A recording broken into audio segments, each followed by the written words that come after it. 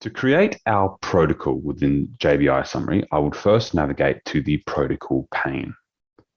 Now, one of the benefits of JBI Summary is that it allows you to create the entire systematic review process within the one piece of software. And the first step of any good systematic review process is the generation of a protocol. So this is the protocol builder. Now, in the protocol builder, you will note that if I click on this, that a Word box appears that allows me to completely edit everything within that Word box. So for example, I have my title of my protocol, my authors and everyone that is affiliated with this review, and my abstract.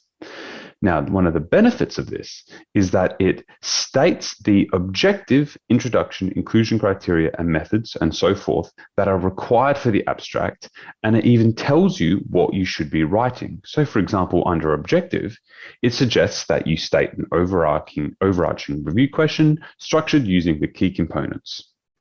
You will also notice that there appears to be these yellow boxes.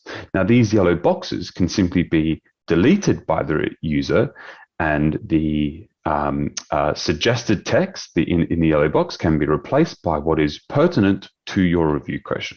So for example, I could do something like, what is the effectiveness of NRT versus a placebo on smoking cessation in adults? And I now have my very rough objective for my abstract of my systematic review protocol. Now, I would do this for each of the sections required when writing a systematic review protocol.